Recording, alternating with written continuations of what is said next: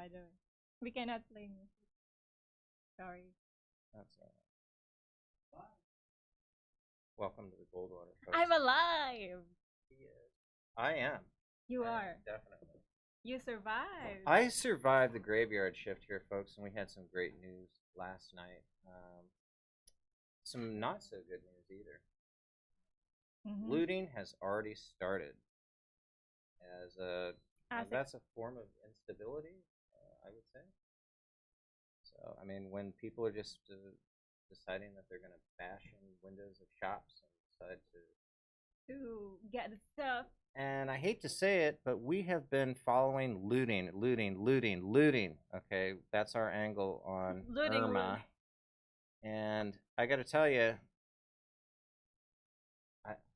I have yet to see a mugshot of a white person.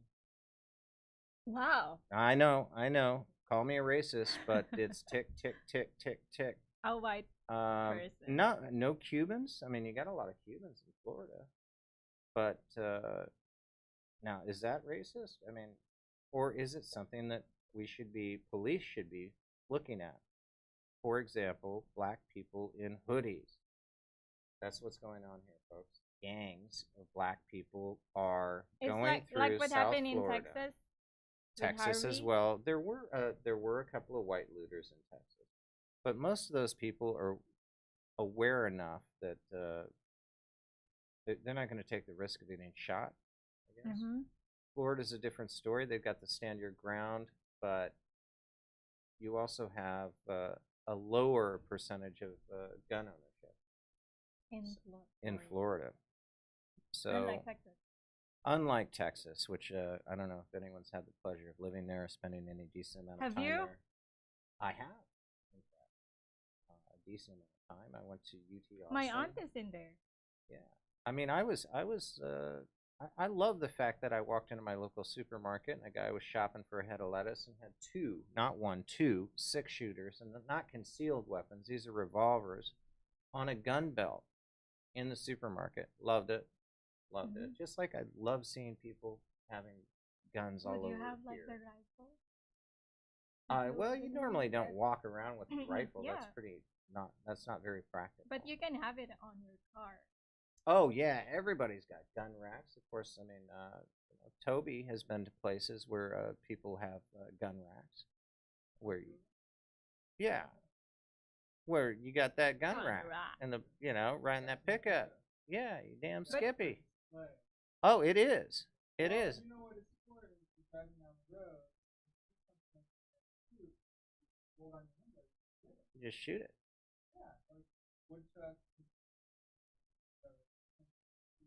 Negroes. Deer. Freedom. Okay, I'm not gonna. Okay, sorry, Jacob. We're trying to tickle a few racist bones here for you folks. Oh, really? Is that so? I hope that mic didn't pick you up. Oh my God. Would you shoot a squirrel? You pretty much don't shoot anything you don't. Do you guys eat the squirrel in America? How about the raccoon? Gophers. Prairie dogs. I had a guy pay me in bullets. Now that was one of the few times that I actually shot stuff that I didn't eat, because normally the only thing I was taught, you just shoot what you eat. But this guy, he paid me in bullets to go out, me and my friend Greg. This is up in Idaho, because one of his horses in his pasture caught a leg in this. Prairie dogs were just running all over and digging all these holes and broke its leg. And we were running. He heard us shooting and said, "Hey, kids, come over here." And he had a ton of ammunition, and we had a lot of time. And I mean, it was enjoyable. It really was, because you'd shoot and you'd tag one, and all the other ones would come up and see what the noise was. And so it was just ping, ping, ping, ping, ping, to the point where we were only taking the ones at certain distances. So when, a hollow point, and this is just 22 ammunition, but a hollow point, when it slows down enough, at least on a prairie dog. When it enters the head, there's just if it's slow enough, there's just enough time for that mushroom effect, and hence the backflip. So you got a little bit of this action going. So it was basically more acrobatic stuff. It wasn't whether or not you were going to hit him. It was what kind of flip you wanted to make him do. So Wait, yeah. we published an article in the Goldwater where people's trying to shoot in the hurricane. Oh yeah, yeah. There's definitely police. It was funny. Issued a formal warning, saying no, folks. For whatever physics reason, for whatever mental reason, do not get out your firearms and start shooting the hurricane. Yeah. But apparently, there was something over like 100,000 people that caught on to this, and it went on. Kind of a weird news, actually. Yeah, definitely. I hope we tag that as weird. But yeah, a lot of people were in Florida do have firearms and were shooting or planning on shooting the hurricane for their own reasons. I can't say that. I mean, if you're going to stay there, why not break out a gun and start shooting? I mean, the bullet will. Yeah, they had a map. The guy that did this had a map saying that it'll get sucked into the hurricane and come back out. Flash that on the screen. Yeah, there's on the Goldwater. It's oh, it should be about weird in the weird news. Should be about in the weird news. 12 articles down on the Goldwater.com. Anyways, the hurricane mellowed down at Category 2. Oh. But people are still in curfew, like no one's allowed to go out during the storm surge, and it's still down. Yeah. And there is going to be 2 million people affected. And no, that's a different. go in the weird news. Everybody go now in the goldwater.com and you're gonna see this is tutorial. Is it tagged as weird? Yeah, it's tagged as weird. Okay, so yeah, if you're in the weird news, it should be right there. Weird. Yes, that one. Why is your browser? Oh, here we go. He set it into like down on HD thing because we're streaming. Yeah. Anyways, it will take like 2 weeks to recover everything after the devastation, but we're not really hoping into like mass. Even the bullets, they're gonna be able to recover the bullets. I don't know. Oh, we can. Because I reload, you know. We can put a price on that. Yeah, find the bullet. The magic bullet. How about this? Over 59,000 people are pointing fans at Hurricane Irma in an attempt to blow it away. Did we post that? That's so weird. We didn't post that one. We didn't post that? What website is that? Oh, wow. That's cool. PG. Yeah, that would be awesome. Everybody get your fans out. Facebook. If you don't have a floor fan, are we talking about about electric fan or get like busy. Don't worry about that water and AC electricity. 110's not going to kill you. Just get those fans out, folks, and blow also. There we go. Hope these folks are okay. There are a bunch of people that are staying for their own reasons as well. And we have people that wants to wait, like do surfing or like there was one a father and son that were interviewed, and they said we're staying, and they said, well, why? And they said, quote, we're savages, unquote, and walked away. One surfer, like a famous surfer in Australia, died at Hurricane Irma. Oh yeah. Hurricane Irma wave. Also, we published that at the goldwater.com. So guys, just there was another one that was, I think I pitched this morning. I'm not sure if anyone picked up. Was this guy that's being tagged? He wanted to be. He's going to tie himself to a pole and write it out. So, yeah. Yeah. S&M. I don't know if the guy's gonna wear a helmet. It's or, okay if it's just a rain. You should die if only rain and wind will hit you. You should also die. Yeah, no. And you can. Yeah, like a whole building, like a sign or like billboard. At 100 miles an hour, a nail will kill you. Yeah. So. Yeah. Oh, do it. Oh, Oh, this yeah. feels so A good. little Hit me S&M. hard. Oh, man. Again. Again. Mm. Every time. I cannot hold myself. This is my true self. Showing up. Well, we had an interesting show with Dr. True. Oh yeah. That was on the story behind the story. I was doing that on Saturday here, 10 a.m. So that would have been Friday night over there. And that's we. By the way, I need to tell everybody we poached the title "Whether or Not" from Dr. A. Truott's story, famous story about weather manipulation called "Whether or Not." So he's okay with it. He's a contributing writer here. We got permission At thegoldwater.com. Yeah, if you go to thegoldwater.com and look at True has posted 2 articles for us.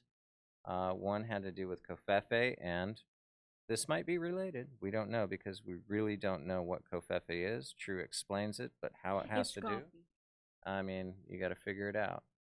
But I have to tell you, I listened to this man, and he talked about talking to people, the difficulty of talking to people about weather manipulation and HARP.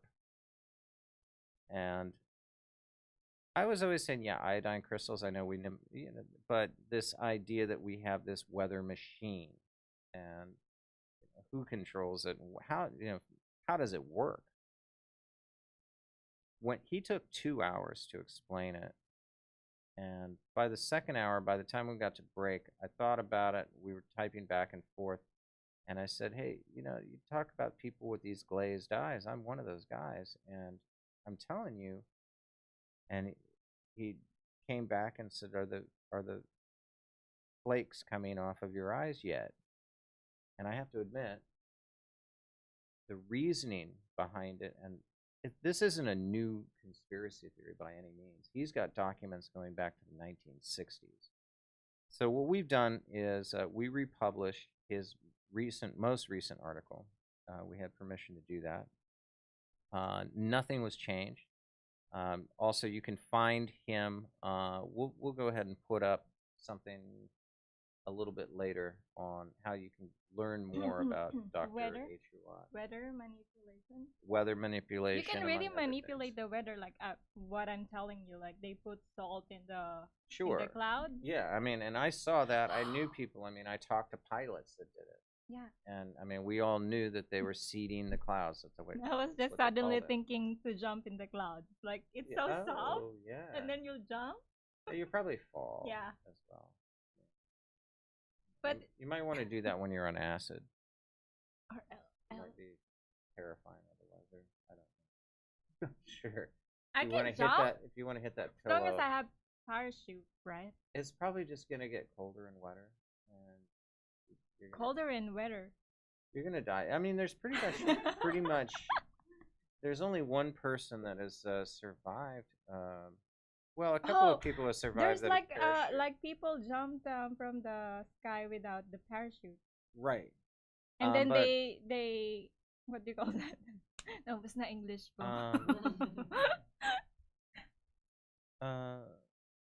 Give me a moment. I'm gonna go ahead and because this is an interesting bit of. There was a stewardess that was in an airline accident. She was sucked out of the plane. This was in Europe. And this was at like 30,000 feet. And she survived. Wow. Yeah. I'm going to try to find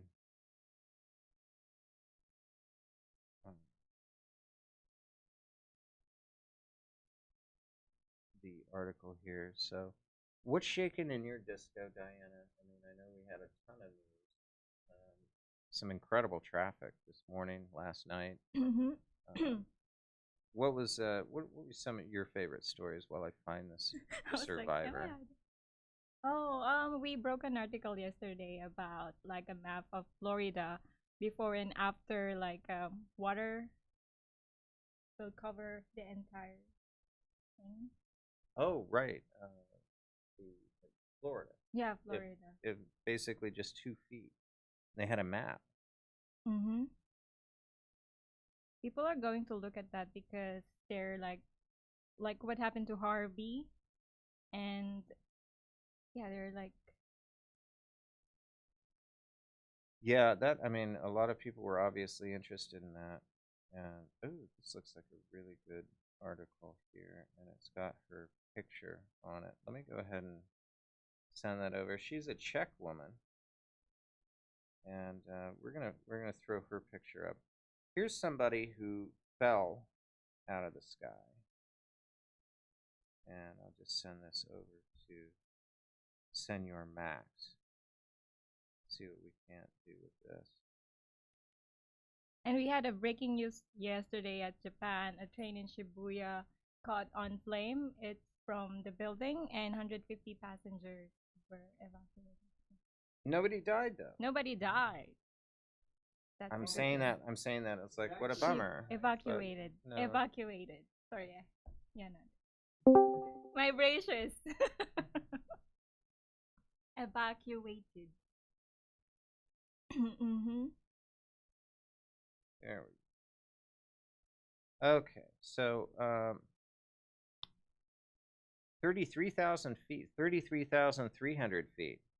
Wow, half of 666. Did Um, she survive? yeah, there was an air explosion, some sort of explosion. Is she the only passenger? Well, she was the only passenger after she got sucked out of the plane. Let's put it that way. Unless she had wings. This happened in 1972 on a DC-9. Wow, I wasn't even born. Are you born already in that?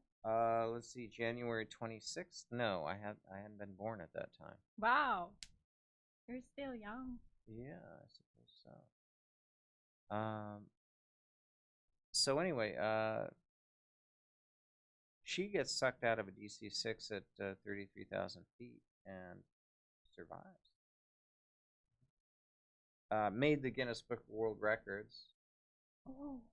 Not like she really wanted to. Apparently, she just minds her own business. She's now 62 years old, and actually, apparently, is willing to talk about it now. So I'll need to read this particular article.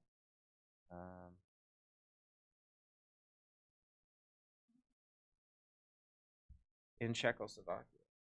Czechoslovakia. Yeah. Now called the Czech Republic. So, yeah, miracles do happen at high altitude.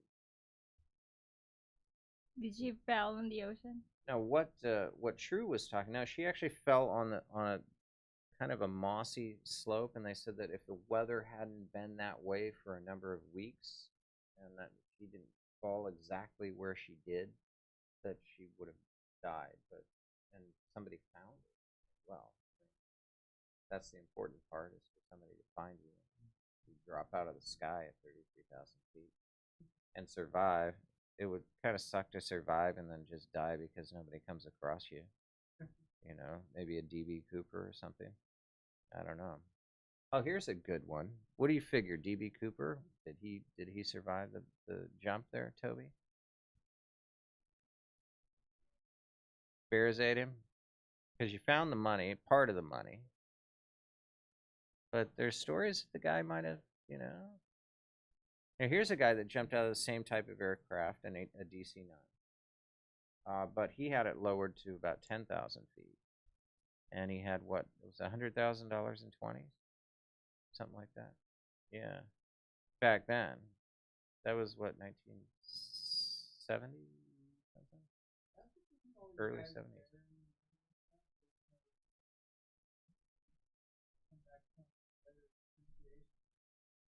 Yeah, no kidding. It's really, you know, you gotta go to McDonald's, you know. Yeah, a gallon of gas, you know. What? The milk. And people are looking at the money saying, hey, this doesn't look like money that we're used to. It does not implanted with microchips. So what really struck me though with the weather manipulation thing was that the deployment and the technology, all of it, whether or not it can, after listening to Dr. True for 2 hours on this topic and briefly conversing with him, I'm convinced that his argument is a lot more valid than people will give him credit for. Certainly, the fact that the technology that he's describing exists and has been looked at in other ways for different reasons, not creating hurricanes, but to either shield aircraft or airfields or to open airfields. A major problem with planes taking off, major problem with satellite imagery. So you would want to seed clouds or have some technology to have a certain airfield obscured by clouds so that satellite imagery, especially during a time of war. It's no secret that military operations are certainly dependent on the weather. Tons of offensives have occurred during inclement weather. Tons of offensives have been canceled because you always want the weather to be part of the operation. For example, I mean, the same reason you would go in at night is because we've got better technology with night vision. If we go in inclement weather, we've got better technology to control a situation under duress, under high wind, under temperatures, any sort of rain. Our boys may be better suited to do it but then again, if you're going down into the jungle, you definitely, and your guys are less equipped to deal with that environment than they are. You're going to want dry weather. So military tactics have always been dependent on the weather to a certain degree. And the idea of changing the weather for a military operation, whether it's to get a plane off the ground, whether it's to get a plane not seen off the ground, to clear a landing field or to obscure a landing field, has existed way back from the 1940s. Technology started coming on with microwaves in the 1960s. And Dr. Ott was very thorough in his research in his paper called Whether or Not, describing all of this. We've got links to an article that he just wrote regarding this, and he's got links within. So we really recommend you going to Dr. Ott's article on thegoldwater.com. I don't feel like a conspiracy not discussing this at all. He's talking about the ability to have basically disposable microwave emitters that are on balloons in the ionosphere and triggered. Swarms of drones that are not dropping missiles but have microwave technology that are, and the power of microwaves, the power of a lot of the other technology that he talks about, all exists. Whether or not, no pun intended, whether or not there is enough. My big question is, man, that's got to take a lot of energy. I mean, what kind of battery are you using? I mean, are you using a nuclear reactor? What's going on here? But the fact is that it's based on real science that actually changes weather. And according to him, it exists. And I have to tell you, after that show, my eyes are a little bit less glazed over when somebody talks to me about it. So I'm more open than ever to talk about the topic. So if anyone wants to call in regarding weather manipulation, specifically HARP, we covered a story about a month ago where there was an explosion down in Florida at an air base there, England Air Force Base, at a climate control facility testing lab. and there were I a bunch think of I can toxic remember. gases. We publish lots of articles per Yeah. day. We have a 24-hour headline. 24 hours a Yeah. day. I do And we about post, 100 articles a week. I Is think what I every publish. hour we have a new article. Yeah, we're running at about an article an hour. I Mhm. know I'm at about 100 a week right now. So I'm a little bit busier because during the news During the day. cycle, there's just more news coming out. But it's basically 24 articles a day. Right? Mhm. We're averaging. Mhm. All of them good, worth reading.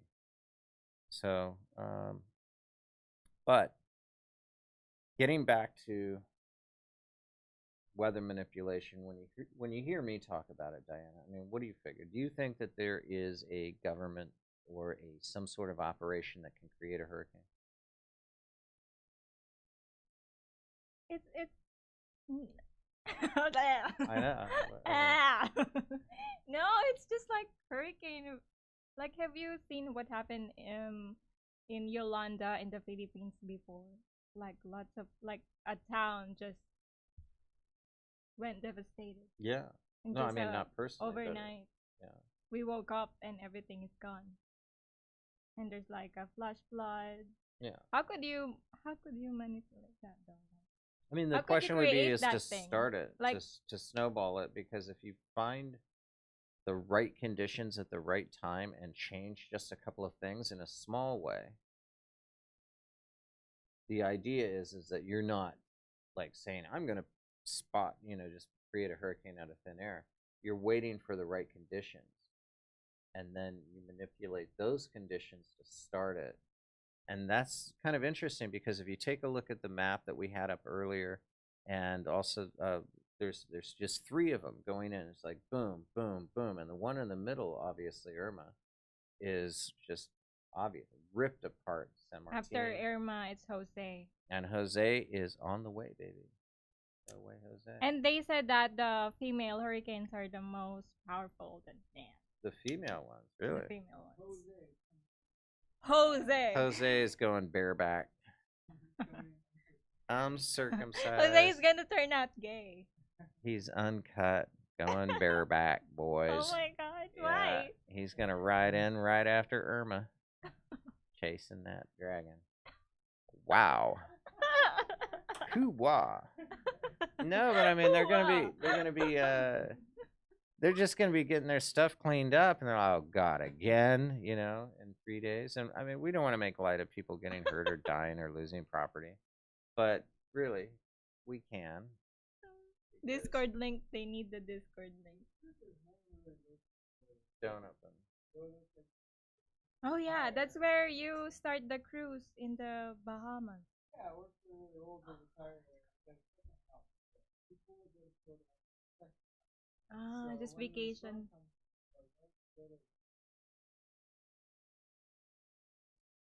I hope they have insurance. It's like for example, I'm gonna have a house in Pangasinan like that, or Baguio. Yeah. Cool. To settle down. But there's a city, right? Oh, there's tons of. I mean, you've got Miami, St. Pete's, Fort Lauderdale. You got Miami. a huge amount of Miami. Beach, Miami. Miami. You got a lot of Cubans over there, The good thing, man, those barrios, those kangaroos, all of that, all these people, man, they don't have no Greyhound ticket or anything like that, you man. Hey, don't you make fun of my fucking accent. I didn't. Again, I would bet kung fu.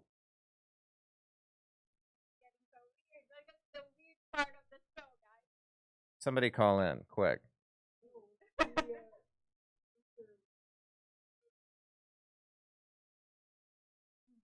Gingerbread. Oh, yeah. Oh, we got to get into that. Yeah. Good segue. Good. Well, yeah. We need to figure it. And that was we should play.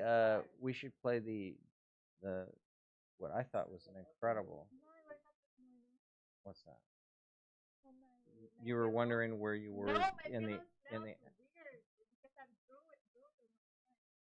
Oh. Wow.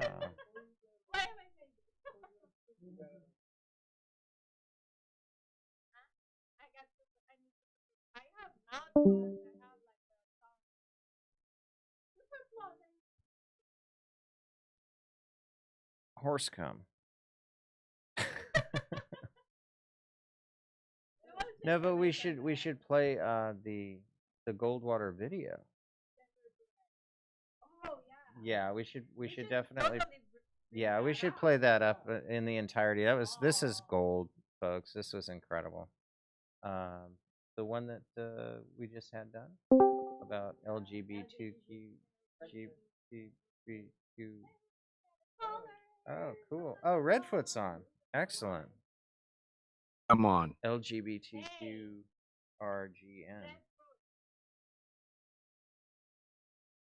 Can you hear me now? Redfoot.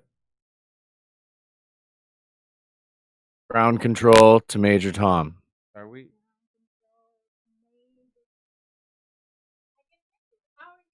Are you there? Are you there, Burdock? Can you hear that? Yeah, I got it now. Thanks. All right.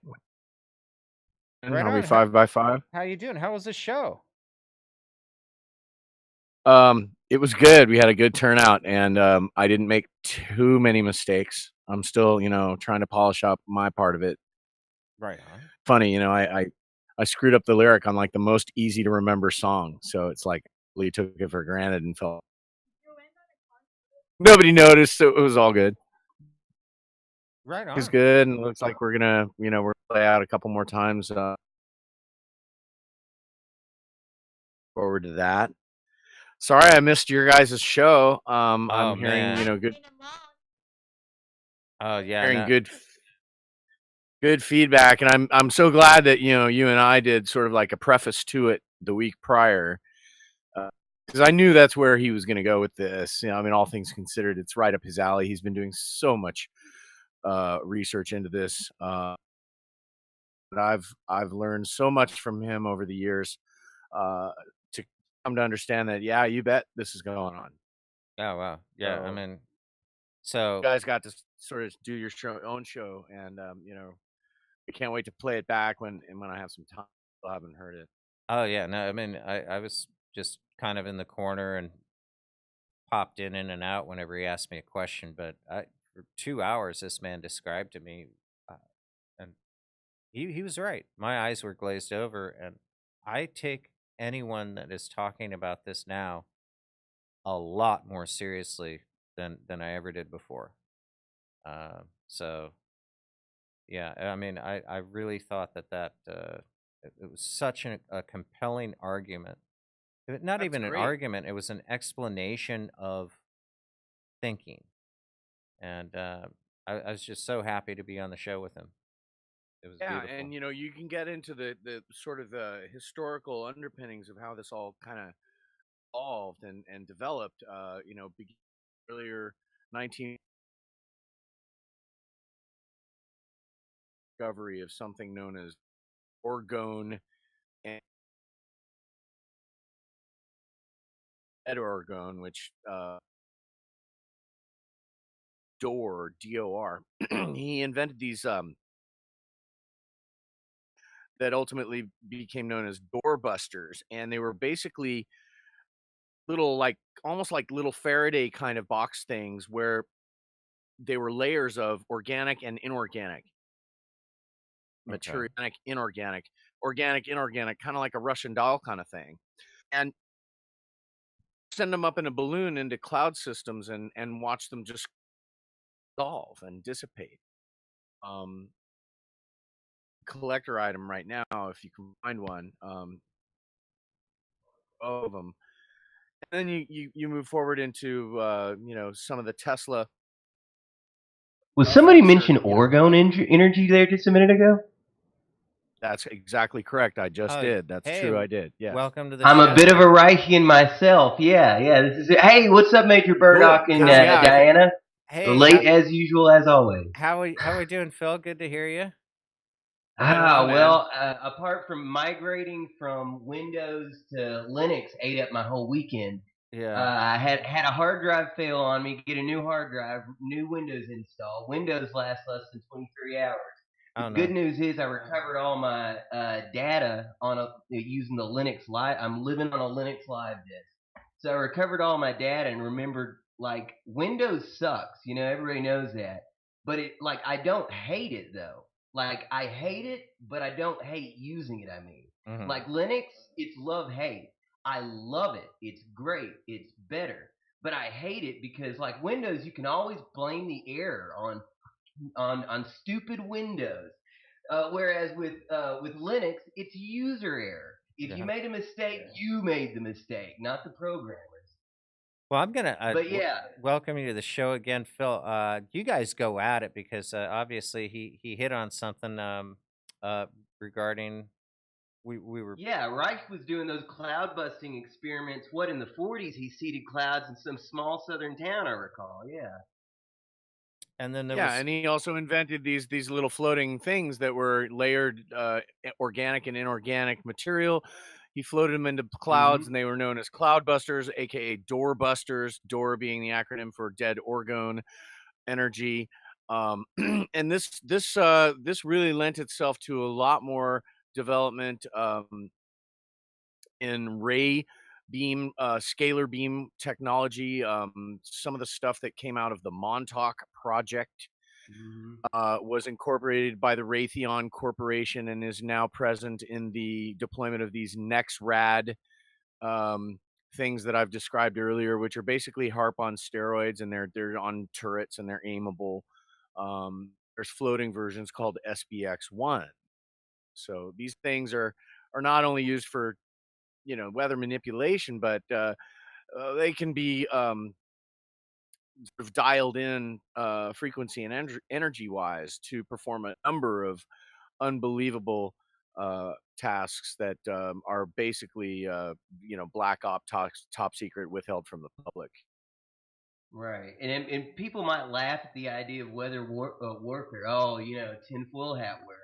But no, seriously, if there's no such thing as weather warfare, why is there a weather warfare treaty since like 78, 79? I mean, we wouldn't have a treaty on the books, an international global treaty against environmental warfare if it wasn't a thing. Yeah, and I asked the same thing about the Antarctica treaty. If it's not such a big deal, then why is no one allowed to go there? Did you hear about this? Speaking of Antarctica, Hyperborea is real. Lovecraft was right. Did you hear that story in the National Post? Like they found there's lights emanating from the caves and it's warm. It's 25 degrees Celsius, like shorts weather, Yeah. So I mean, like it really lends some credence to the whole Nazis and elder beings in the hollow earth kind of theory. Like, yeah. Did you catch that story, Redfoot? I didn't catch that story in particular, but nothing surprises me anymore because one thing I know for sure is that NASA lies, and that anything that we're told on the television about never these kinds answer. of things, never any straight answer. So anything we're told by them, and especially the whole explanation given behind the reason why these treaties exist. I'm not buying that for a second. So you better believe I'm skeptical, and nothing surprises me, and I'm sure we're gonna hear,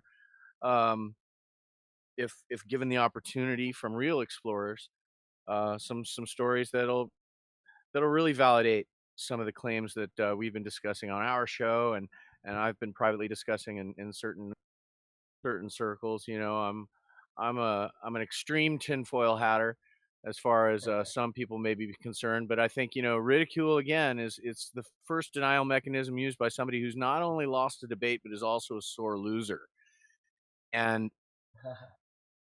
what I have to say and can't refute it Well, that meant maybe instead of hurling some insults, that means you might be better off spending your time doing a little bit of research and humbling yourself to the idea that perhaps you might have been wrong about something. I I'm can't suggesting believe that it doesn't wouldn't be equate the first to time. it can't be. Yeah. Yeah, people are so convinced that they're right about something that they won't even consider the idea they could be wrong. They're that cocky and arrogant and full of themselves and narcissistic in such ways that it's beyond description, how they carry themselves. And I can't wait to burst their bubble and red pill those degenerates. Yeah, you know, come on, grow a brain, people, and get humble and find out how ugly truth is and realize that truth does not care what you think. It did not ask you for your opinion. Chances are good you have yet to find out what it is. So you're a racist? Extremely, with extreme No, wait a minute. prejudice. I need, no, I'm sorry. You're a xenophobe. You're a xenophobe. Yeah. What are you, Diana? Well, I can't remember what you are these days. But no, I totally agree with you, Redfoot. It's just easier to label or just say, you're it's like, why don't you start some or have an intelligent response instead of just saying, because at the end of the day, pretty much everyone that doesn't agree with them is labeled something bad. You know, that's it. I don't think we can all be And that's bad. a cop out. That's basically a spoiled kid who takes the ball away and quits the game because he's losing. Right. Exactly. So, yeah, one of the most important things to do is to, and I think I read this in something you just wrote, Phil, is that you need to, part of debate is to take the other side. I don't know if you were in debate and you ever flipped a coin and did that. Oh yeah, like back in I think it was 6th grade, we had a history book that had this point counterpoint critical thinking exercise. But I noticed by the time we got to chapter 2, and I always flip ahead, and I'm like, wait a minute. There's always an obvious right answer and an obvious wrong answer, and the wrong answer is barely propped up. So we would have these little debates in the class, and I would always take the wrong answer, the unpopular. I've always been a fan of the underdog. In the 60s, I might have been a hippie, but now to fight the power, you're fighting the, aging hippies that took over and became the establishment. But yeah, I do believe that the mimetic echo chambers that most people, it doesn't matter, it's not the left or the right in this case, most people are in a mimetic echo chamber. And we've got our cognitive biases and we want to believe what we want to believe. So we seek out information that reinforces our core belief systems. But as much as I believe that Robert Anton Wilson was a shill, he was right about one thing: belief systems are just BS. That's what a belief system is. It's best to try and juggle several alternate belief systems if possible. But yeah, I mean, going back to the idea of race and racism and race realism, racialism, I've heard different terms thrown about. Here's the thing, going back to Lovecraft again, Lovecraft said in Call of Cthulhu that the oldest fear is fear of the unknown. And that makes sense. It's a natural thing for us to fear. Xenos means foreign or strange, stranger. The word strange comes from stranger, meaning not familia, not familiar, not of your family, not of your kind. So yeah, it's a completely understandable reaction, and it goes on everywhere. So I mean, like, I Well, don't on see top of why. that, pardon me for chiming in, Yeah, but you're no, go ahead. absolutely right. The greatest fear that we all possess is that which we do not know, the unknown. And beings in a societal environment really dislike appearing weak to one another. And so therefore, we will do in general our very best to reveal in public or to our friends or to anybody the fact that we may not know the answer to someone and we could be vulnerable. So in a defensive mechanism attempt to reinforce that our friends and those around us entrench in denial mechanisms, and do whatever possible so that they are not faced with the idea that they could be publicly shown to be weak and by not knowing something or being fearful of something that they do not know. These denial mechanisms, they manifest themselves first of all in ridicule, and then more more uh, seriously in obviously verbal attacks, character assassinations, even.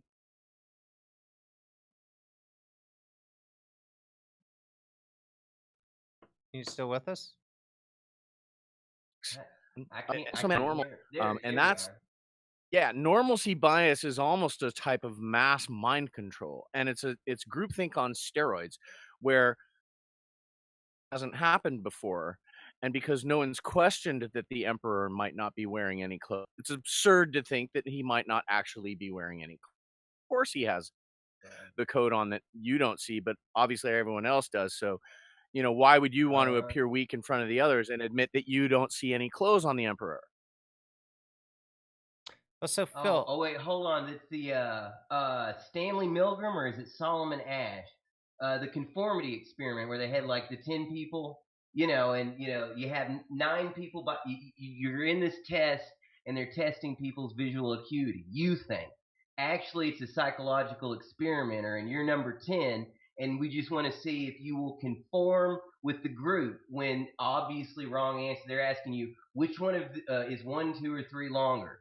And once in a while they'll throw out something obviously wrong, but everybody else says, yeah. I mean, like, it's narrowing the debate to protect the narrative. Like in Copernicus's day, the way they did that was they killed you. But now that turns you into a martyr, so they found new ways. We cut off your funding. We call you a kook, etc. Right, they call you a heretic, they burn the witch at the stake, that sort of thing. And I think there's a very close relationship between this condition and what they call Stockholm syndrome. Yes. Oh, yeah, absolutely. Or Phil, have you ever seen the movie Gaslight? From the 40s. Yeah, it's based on a play. Yeah, It's based on the Victorian and decadent era gaslight dramas. Yeah. Or read the play. Yeah. Man, that's, I think, a little bit of some of the psychology that we're talking about is in there, especially with the media, I believe. There's a great meme that I love throwing people, and it's not the fact that you don't know the answer that makes you. It's not wanting to know the answer. Well, this is a little bit more forceful. If you the term gaslighting comes from the play, and then of course the movie came out afterwards with who was it? It wasn't Ava Gardner. It was man, I should know that. Get back to you on that. But the whole point is that the husband is up to no good, and the wife is picking up on it, and he just simply tells her, no, that's not happening. And she's seeing these things, and he's just saying, no, what you're seeing, it's not happening. I'm telling you what's happening over and over and over again. And if you put something into somebody's head and she doesn't want to believe whatever's going on, this is something that for people that haven't seen it, I don't want to spoil it. Well, I think this stems from something Joseph Goebbels wrote, and study of mass mind control and some of the things that came across the pond during paperclip, leading to this deep state that we were talking. Repeat the lie often enough. This is a Mengele trick as well. Repeat the lie often enough, and people will believe it's the truth. This is what television. This is exactly what television does to us. It doesn't seem to have worked though, because the biggest experiment that I think we've ever seen in modern history of that, we're just getting at the end of. Hopefully, we're just at the end of it, and it was basically a 9-month mission for CNN to leading the effort. Of course, in mainstream media is all on it as well, but leading the effort to somehow connect our president with this Russian conspiracy. And there's so many different angles on this entire thing, but they just kind of all got into a room and decided that they're going to do it. And the bottom line is that I'm open to it. I want to know. I really do want to know. I think though that they forgot about the special autism service. I mean, I don't care what other things that you could prove or didn't prove. I mean, but I think that this is one made up story that they honestly tried to gaslight, and they gaslit themselves on it. And you're just watching it, and you just totally incredulous about how these people could decide that they would even get away with it. But apparently somebody convinced them that they could. And enough came out that finally that's what we were celebrating so many times over here. When these people, they just don't understand that it's not going to work. Obviously not working. It's obviously not working the way they had planned, and having conversations right here, right now is a testament to that very thing. Oh yeah, I mean the point is it worked to a degree, certainly, because there's some people that they're just going to just know that because they've invested too much time into thinking anything different. What about the Clintons' Russian connections? Bill Clinton my Lord, yeah. had a buddy who was in the KGB who helped him a lot through college. And then when Bill Clinton becomes president, the Soviet Union, I'm making air quotes, you can't see me right now, falls. I mean, come on. The Clintons have tons of connections. 20% of our uranium is sold to Russia? Yeah, exactly. I mean, that's not a deal. The Bushes, the Trumps, these are three families that have a lot of connections to the same folks, though. So, I mean, if you're going to call, I don't play that left and right game. There's a good team. I wish there was a good guys team. I would sign up today. But. Yeah. No, I mean, I'm just saying that the narrative that they chose, the evidence that they chose, it's I'm not saying that there's no connection whatsoever, but what they're using was wrong. It was false. And it's proven to be false. What they selected to use Christopher Steele dossier, and they all played it out just so. I've been seeing them ramp up the anti-Russia propaganda for some years, though. I've got a friend who stays really close to this stuff, and I've been noticing we've been doing a lot of Top Gun Maverick style shenanigans. You know what I mean? Like we fly upside down while flipping the guys off just a centimeter over in the wrong spot where we shouldn't be. And then I started seeing these stories where, these planes flew over us menacingly, and you don't mention that it's like armed submarines that have got stealth and they're a foot past where they should be. There's always some little bit that they left out. So yeah, I've been noticing where we've been trying to prop up this anti-Russian agenda for a while, and I'm not saying that Putin's not possibly a concern. However, I do believe that Putin is a true nationalist and probably a Monrovian as far as foreign policy. Please don't mess with me. I've got other things to do. He's not America. He's not a world police kind of guy. Well, I'm going to tell you what to do. No, he's a nationalist, populist, Monrovian. You don't mess with me, and I don't have to mess with you. Yeah, and at the same time has to put up an air of being extremely powerful when... Right. I mean, a lot of ways you could say that he doesn't really have a dog in this fight. Well, I wouldn't say that necessarily. I mean, he's definitely. I said in certain ways. Yeah, I mean, financially, especially regarding this, but to be taking the blame for this particular narrative, I would suggest that. Oh, as far as whether or not there was manipulation, I mean, what the best thing he can do is create uncertainty, because he doesn't want to. He certainly he wants to be of help to Trump and say, no, I didn't manipulate the elections, but we all know that's not true. Of course, it's their job to do that. People have a job. They wake up and go to work and do that. There are Russian troll factories, by the way. Yeah, I mean, It hasn't made... That's what bugs me, is they don't mention the right things about Russia and Trump. That's what bugs me. Yeah, there's Russian troll factories, but there's not nearly as many, and they're not nearly as well paid and trained as the Hasbarat, the Zionist commenters for hire. Oh, yeah. If you're a Jewish or Israeli citizen, especially if you're a student, you can get paid pretty decent per comment. They tell you, okay, today this is what we're attacking, and this is what we're saying, and this is what we say if somebody says this, and it's organized. It's astroturfing Yeah. at its finest. They set up a lie thinking that they could play it out to its completion and get their desired result. They thought they had Comey in their pocket well enough so that they could keep the lie alive long enough to reach the finish line. Well, Flat on their that's faces. what Hillary Clinton did to 8chan, and George Soros through Correct the Record. I don't know if you all were tuned into that one, but this is, I mean, and all that, right? well, what they did is, I mean, Correct the Record, brilliant people. They're going to flood 8chan with a bunch of people that are, I mean, really don't know the first thing about what they're doing. They're just getting paid per post. And, let's just spread. We want them to be Nazis, so let's go in and have a bunch of people spread all this Nazi stuff all over 8chan.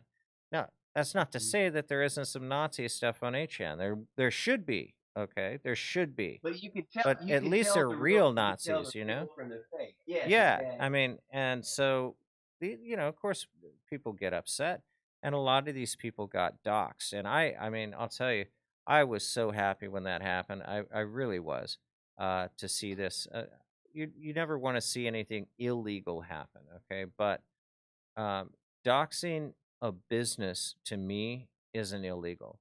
Doxing somebody who is paid to spread Nazi propaganda on your website, I don't have any problem with revealing the identity of the people that do that. Now, you're not going to give out their cell phone numbers or their home address or anything like that. I totally disagree with it. But right down to the office buildings that these people work in, who they got paid by, all of it was brought out. And of course, that's a story in and of itself, but people aren't going to do that. 2 days after that, Hillary Clinton was in Reno, Nevada, giving a campaign speech, and this was what it was all prepared for. And of course, that flopped. And she basically said, she basically talked out about Pepe and the alt-right, which is something mysterious. Nobody had ever heard of the term, and it's like alternative right. What is this? And I have to tell you, I don't know what the hell alt-right is right now. I really don't. I don't know. I know I was around a lot of people that, apparently fingers were being pointed at a group that I was around when that happened, and I might have been in that circle, but I never considered myself to be any part of any group. But you need to define who it is and then call them Nazis. And I'm telling you, you could only do that so long to so many people that you disagree with before everybody is on that list. And so it runs into my head. I don't know, Phil. Do you run into that circle? I mean, you've got an incredibly eloquent way. Yeah, right. Okay. Here's the thing: alt-right, Nazi, neo-Nazi, white supremacist, racist. These are becoming the most ill-defined terms I can think of. Misogyny is another one. Yeah. I don't consider myself a prejudiced person. I judge people on an individual basis. But for instance, when you're in a bad neighborhood and you see the bars up and things, I guess that the existing businesses are post-judiced. Like they know where they're at, and so they know what they have to do to keep themselves safe. But yeah, as far as alt-right groups and things, yeah, I think a lot of the heads of a lot. Andrew Anglin smelled like a shill from day one. I felt pretty much the same about Richard Spencer. I'm sitting here thinking the optics of this thing. They know what they're doing. Oh, they know what they're doing. And then you've got the alt-light characters like Paul Joseph Watson and the Infowars and Chernovich and all this stuff. I believe that I have issues with both of those two groups, though that's generally where I find most of the commentary and analysis that I'm looking for. So as for myself, I consider myself a nationalist. Yes, if there are nationalists and internationalists / globalists, I would prefer. I mean, I'm a states' rights guy, and you're not going to have states' rights under the UN, right? Correct. Yeah. That's a good So point. yeah, I mean, like I see a demonization of conservatives and the right wing and traditional values, and I think that's a damn shame. You know, I really would like it if we could all just get along. You know, sometimes I dream of a sort of libertopia where there's these like bubbles, you know, self-contained bubbles and underground channels. So you know what? I changed my mind. I don't want to be in the Republic of Alabama right now, kind of thing. You know? Yeah, I mean that would be great. Just Let people be around the people they want to be around and with make the the kind laws. of ordinances that they want. And Yeah, yeah, right down to abortion. we're not cookies, so we didn't come out of a cookie cutter. Yeah. Yeah, exactly. I mean, and this homogenization and common core. Oh my God, give me a break on that. That is just You disgusting. know, I thought that what was Ford's buddy's name? Dewey, the Dewey Decimal guy. Yeah. I thought Dewey's industrialization, streamlining of the educational process was enough to dumb things down. But then they had to make learning and you notice how like as soon as computers and things come out, we get this idea of the nerd, the geek, and it's someone who and you know, television programs people. That's why they call it programming. So people are programmed to respond a certain way to nerds, to geeks, to smart people. So yeah, I mean, like there's all kinds of fail safes within the system. You know, to try to dumb people down. You know, that's why I didn't finish college, for instance. I used to want to be a professor. Can you imagine? I look at the scene right now, and even far left Jewish progressives are being called white supremacists. No, F that noise. F that noise. I'll stay away from the ivory tower of academia. They can have it. Well, unless you start your own school or something. I mean, I'm seeing that more and more people are eventually going to be doing it. Yeah, you know, yeah, yeah. There's a big movement toward that here in California, as the vaccine mandates have been forcing parents to grab their kids full of all these toxins that we've shown on our show, and True is there to talk about it also. That the entire vaccine agenda is one big to not only debilitate our kids, create autism, but also create a customer base for life. The dumbing down process, it's definitely present, as well as the fluoridation, the sodium fluoride from the aluminum industry that's in our drinking water. So it's coming at us from different directions, much like the force multipliers that were described in the show. I'm sure you guys talked about force multipliers a little bit. Well, let's talk about some profiling here just for a second. I'm reading something that we just got in. It's breaking news from Orlando. A gun store was burglarized, and there's an armed standoff right now in Orlando at a gun store that was looters had gone into. Now, here's the question.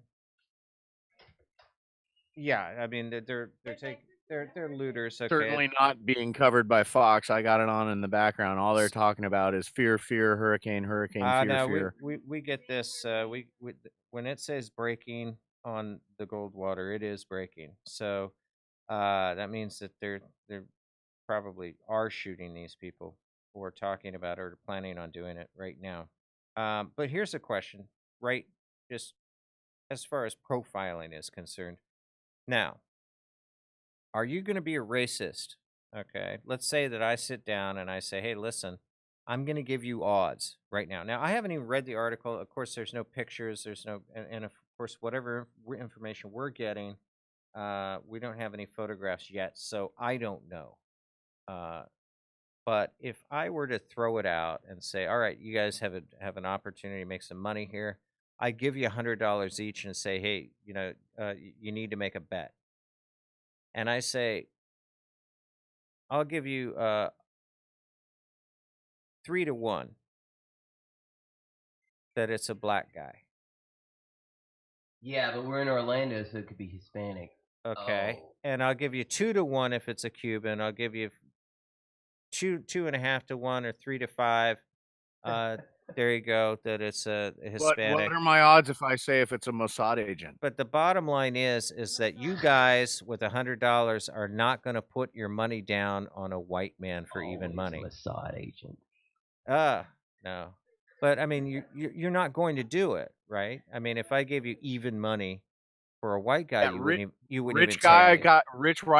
Rich white guy with an Izod shirt and penny loafers on. Right. I doubt it. Okay, you're not even going to take Like that George bet. Carlin said, you never see a I think see a Rolls possibly, Royce with a you bumper know, sticker that says I'm such a tinfoil hatter. I think that maybe, you know, there could be structured false flaggedness in any of this. So Okay, so but they're the not going fact, to. so They're even at a maybe there's a false flag. Mossad element. I Even don't if know. a false flag situation, they're not going to be tossing on a white guy with an Izod shirt, right? They Right. don't employ guys like that unless they're what was the word we had if they need a synonym. domestic terrorist. But even synonym are among their bloodlines. So yes, that excludes. This is not possible in my humble opinion. So in my point, just from a betting perspective, because you know I've been around that world for a little bit. The minute that you guys bet and you want to make money, you're profiling. But you want to put your money where the smartest thing is. I mean, where you know, and obviously, these are not white people that are doing this. Am I a racist by saying that? I mean, that's the question. Should I be labeled a racist for even be talking the way that I am? Racism? I mean, because all you're doing is basically casting a hypothetical observation, based on not having the actual facts. So, am I prejudiced for saying that? No, you're a rationally thinking, critical thinker. I think. If you judge all folks of a particular race based on a stereotype or even actuality that's prevalent there, you know, here's where I draw the line. You know, a person is a person. You know, a black guy's probably going to be better at sports than this white guy, though. So yeah, if you were going to do the math and you know getting paid to bet the odds, you would probably go with the stereotype. And you know stereotypes are generally represent something that is somewhat prevalent. That's how it got to be a stereotype. So yeah, now if you then go on and like you know don't give someone a chance just because you know what I met 3 guys who were Laplanders and they stole my girl from me and you're a Laplander so I'm not going to let you around my girl. You know, then you're an anti-Semite. Uh-huh. The Sami tribe of Finnish Lapland? No. Confirmed anti-Semite. Now, I'm very pro-Finn, but yes, I'm a confirmed anti-Semite. There you go. Wow. I'm part Lap myself, though, so I'm just a self-hating Sami. Are you? Yeah, I found that out. My mom did the 23andMe, and evidently we've got a tiny bit of, you know, the folks that the elves are based on. You know, they're little people that eat only fat, and that's where this area around like Siberia and Finland is where the stories, you know, right near the North Pole. Wow. Is where the stories of, you know, okay, they use the Ammonitis muscaria, which is a red-capped mushroom, the toadstool, the classic toadstool you see in fairy tale stories. Uh-huh. And it contains what? Ibotenic acid and muscarinic acid and 5-methoxylated dimethyltryptamine, DMT, the stuff that poofs out of your brain when you dream, and a ton of it's released when you die. So yeah, evidently I'm a tiny bit Sami. Wow. So yeah, the 23, that's a DNA test, right? Yeah, the 23andMe, right? Yeah. Okay. Interesting. It's really worth doing, by the way. Like, wait till it goes on sale and it's like $50 or $70, and then you run it into Prometheus or whatever for like $5. Then you can see all your genetic markers, the diseases you're likely to have, and you know, just some interesting stuff actually. Huh. I'd be interested to do /club. No, we already know you're Jewish. Diana's Jewish. No, I'm actually part Arabic myself. The other Semite. Really? Yeah, yeah. My biological father was evidently a Jordanian Palestinian, but I was raised by, when I say my dad, I'm talking about the guy who raised me that I called dad since I was a toddler. Mm-hmm. So when I say my dad, I'm talking about the guy who raised me. But my biological father was evidently a Jordanian Palestinian. So I was raised by a fellow from the Cumberland chain of the Appalachians and the Oh wow. Okay. Southern Baptist minister. So I like to tell people I'm about as country as cornbread with a dash of cumin and some chickpeas mixed in with the grits. There you go. Wow. Interesting. Huh. Well, maybe we should all do that. Huh? Yeah, it is. It is. It's worth looking into. Find out the genetic and all that. Yeah. Well, right. So yeah, over here there's Spanish. I know my my girlfriend is her father is Spanish, descended from the Spaniards, the folks that came in here and did a little colonizing. Colonize you islanders. Hey, to be fair, if it wasn't for the Spaniards who got their tan from the Moors, then the Asians who were inhabiting what we now call North America would be more sunburnt than they are these days. So you got to consider that. You got to consider that. Well, I think it's just a lovely tan. Yeah. So.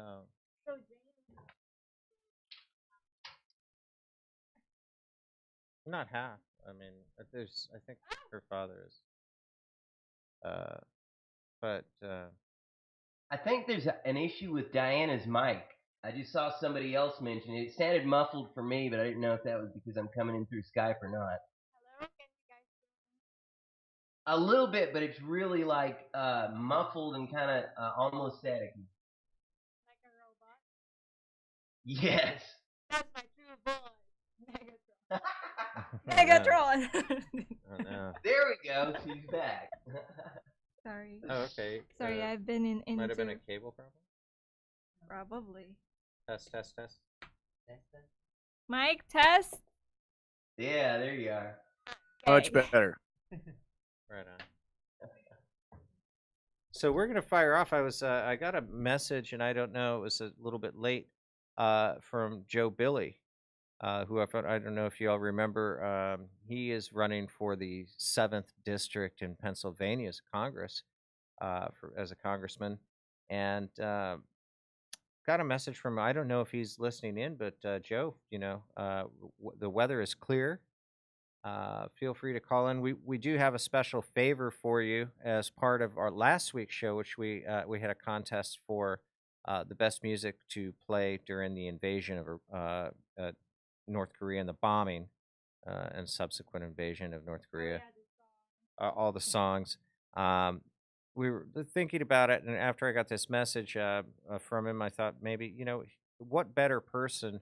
Let's just do it all at once and have Joe decide.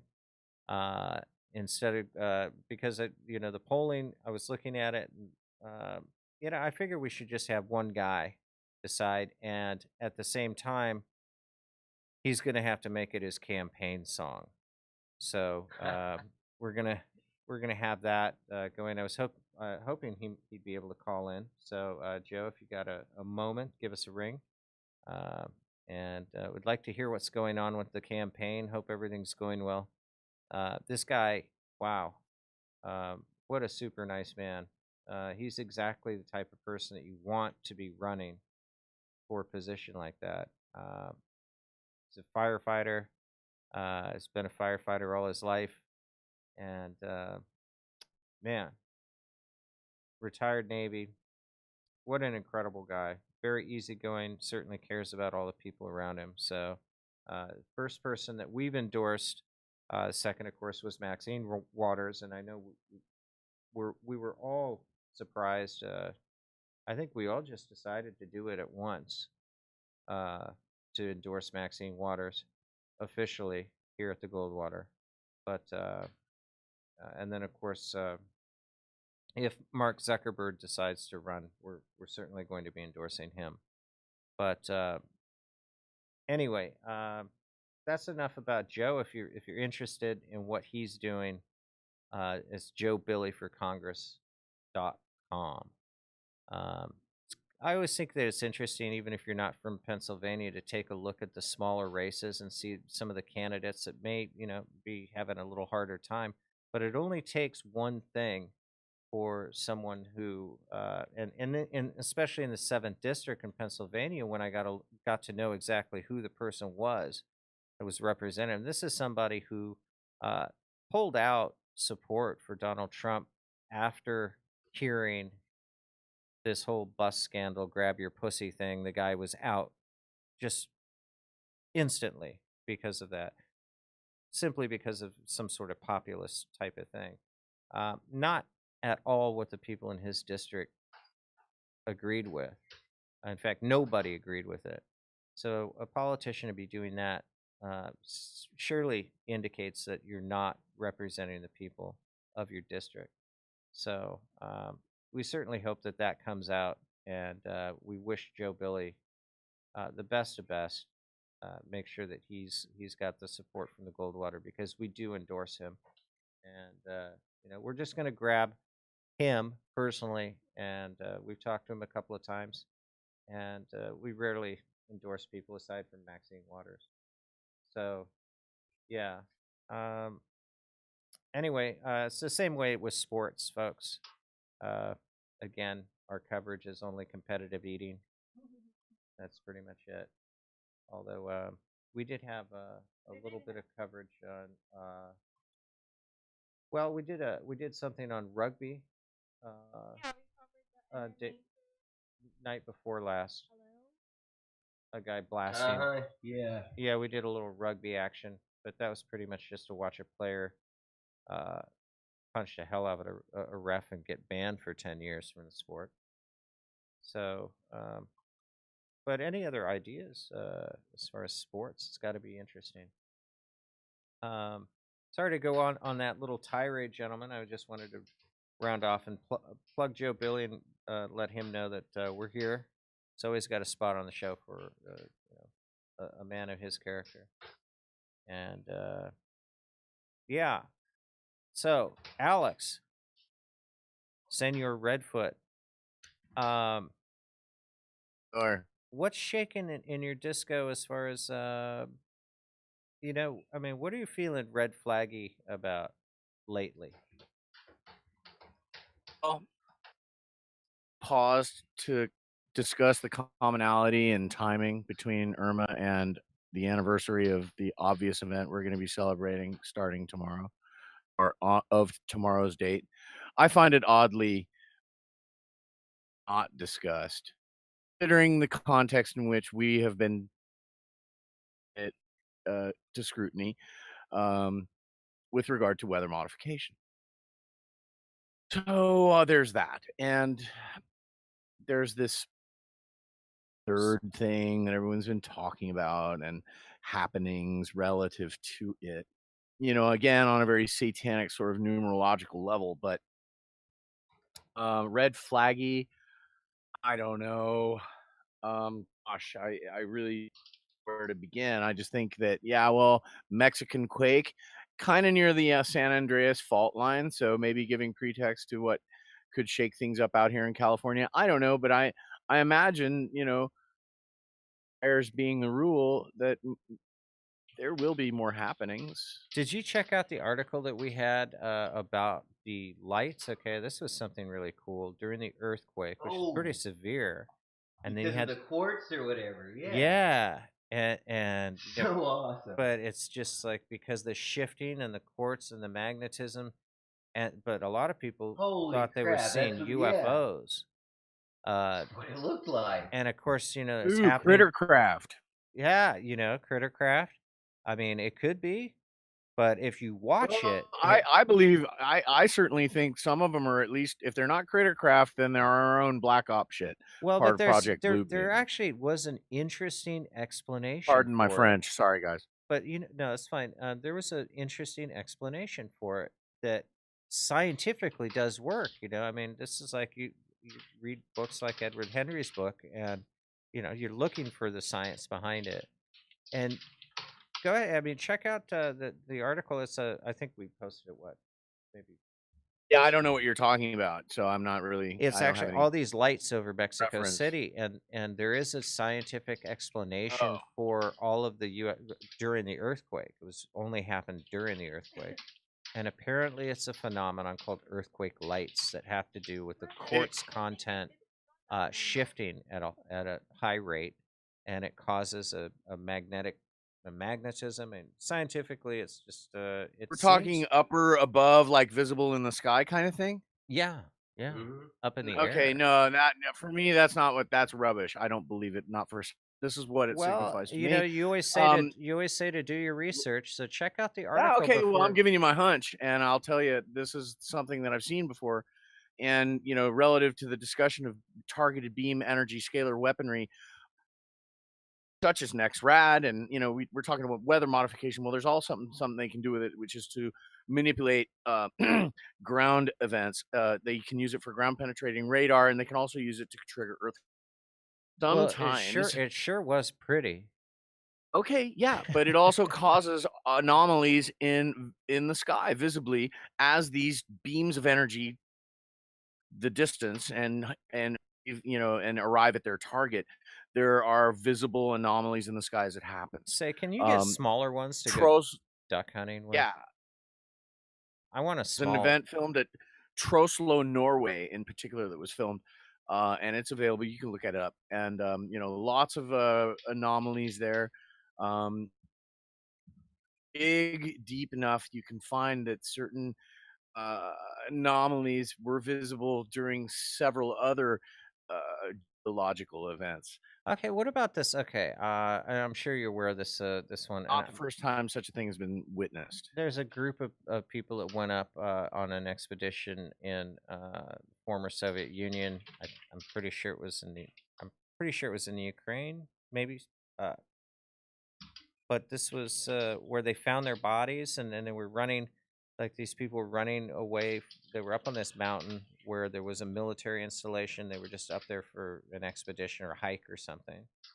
And did you hear about this? Where there was radiation and all sorts of weird things happened to these people. Do you remember this? This happened back in the night. Not sure I know. Okay, we'll have to dig that up for later. I've heard several stories of this nature. Gotta be more specific. Yeah, this one was pretty big. There were, I think, 8 people, and some were found in tents, but others were found in states of disrobement. I mean, there were some people that were completely naked, and they followed their footprints. When a rescue crew finally got there, it hadn't snowed, so they were able to see everybody's footprints. And these people had been running as far as they could possibly get, barefoot, away from wherever they were at. And they figured that there was something that was going, and there was some radiation, and there was some just general weirdness that was happening. Injuries on the bodies that weren't consistent with anything that people would normally see.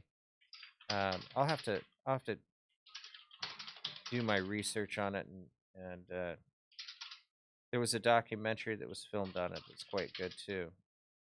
But that's one that just comes to mind as something that people thought, wow, maybe, because there's no other footprints going there, no other footprints coming out.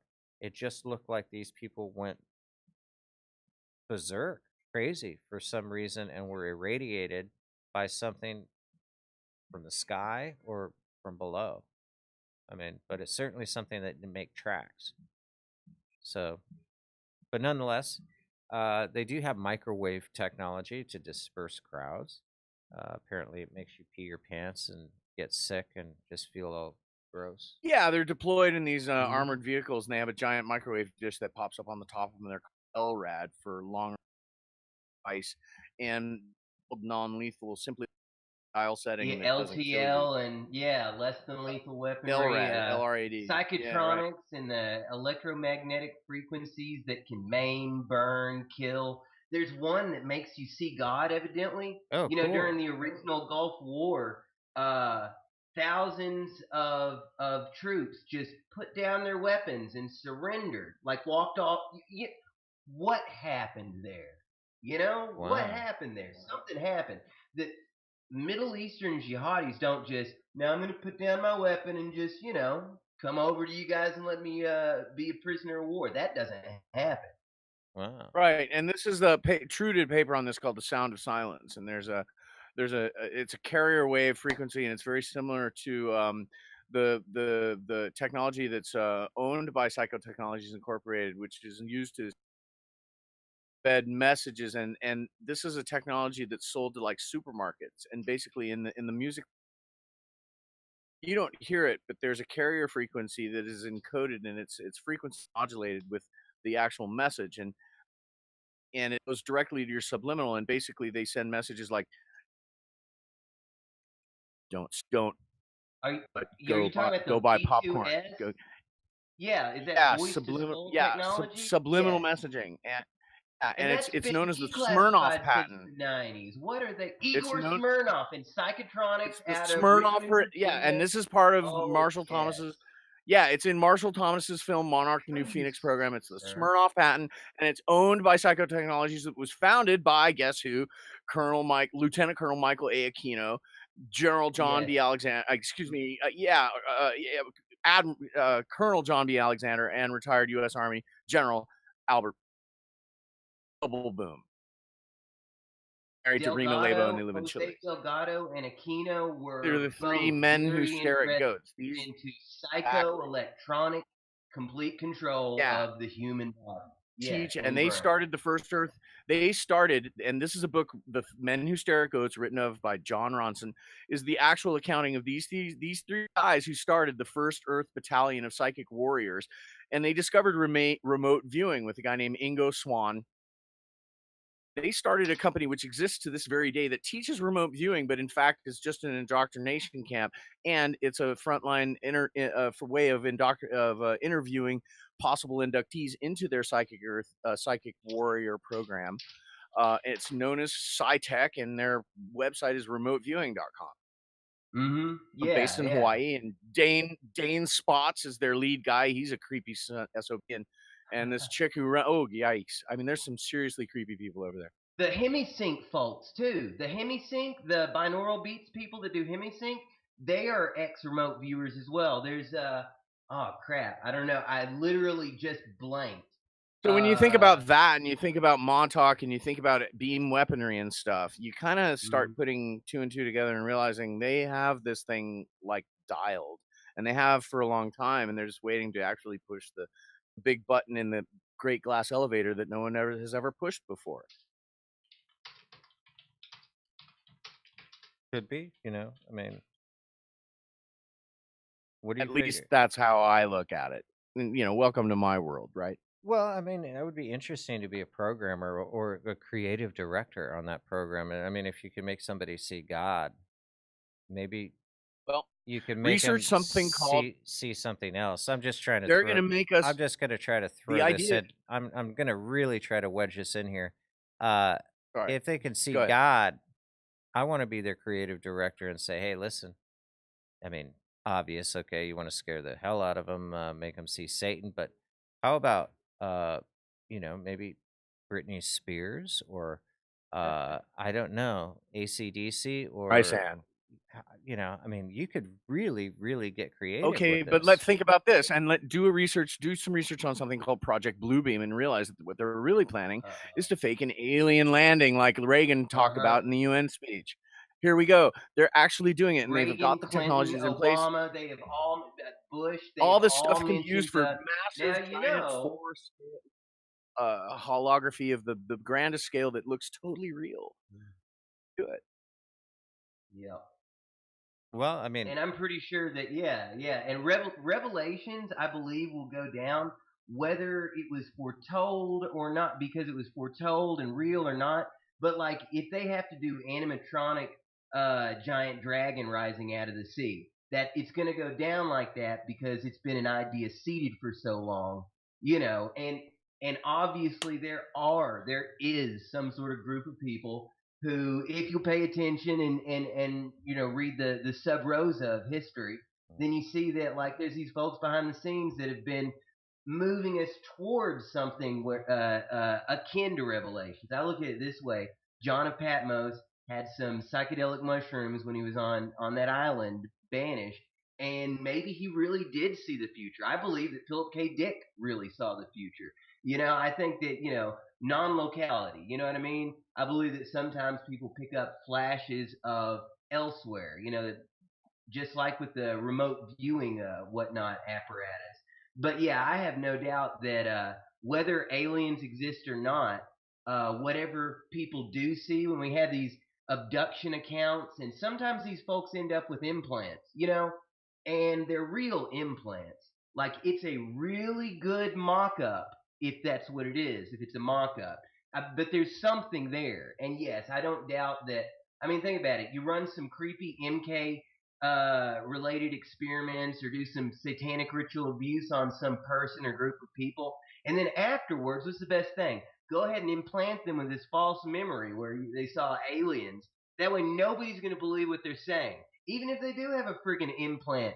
Well, that's the thing is people don't know the difference between critters and aliens, and they think they're the same thing. And what we have come to recognize as aliens, we've been sold a lie that, oh yeah, they're extraterrestrials from outer space. When no, they're as far as my understanding goes, they're agents of Lucifer. They're here. They were here the whole time. They came from nowhere else but here, and yeah, that's what they look like.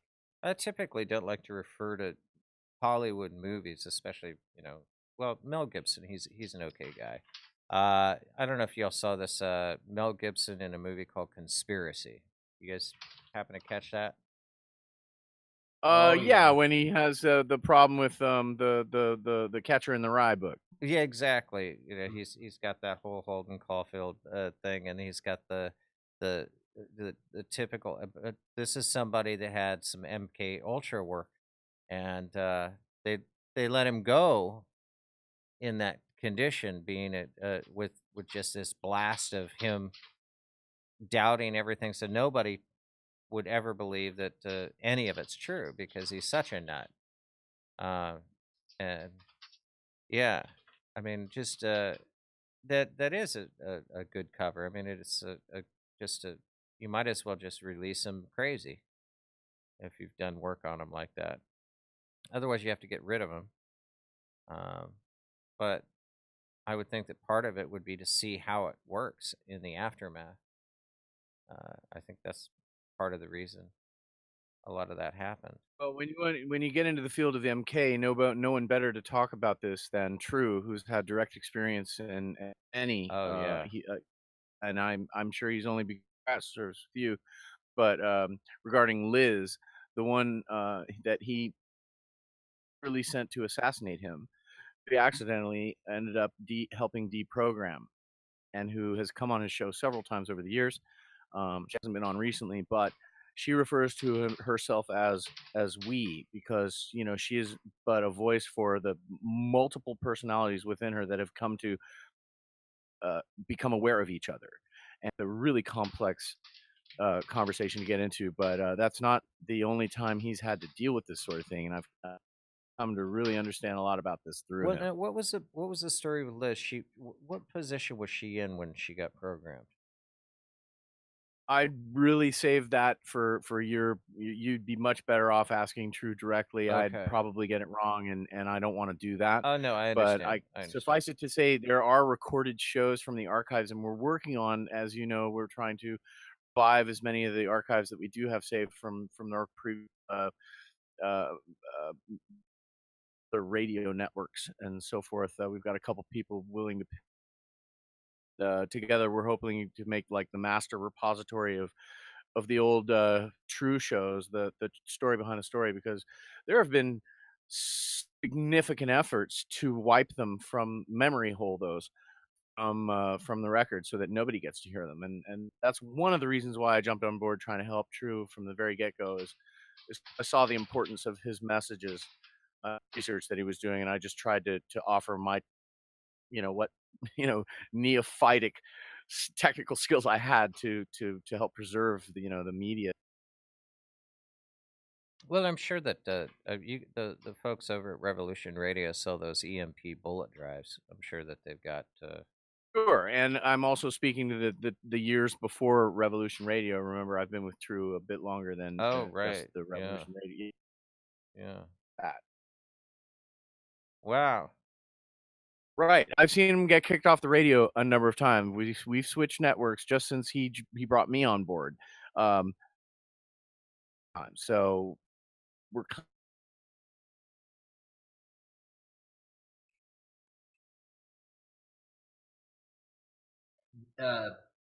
We Are lose you you there, there. Redfoot? I'm sorry. Now, I guess I Burdock, have you bad on there. internet. You got me. Anyway, I was just trying to say that, yeah, I've been with Probably True Discord. a minute, and we've gotten kicked off the air quite a few times. I guess you guys are losing me again. Never mind.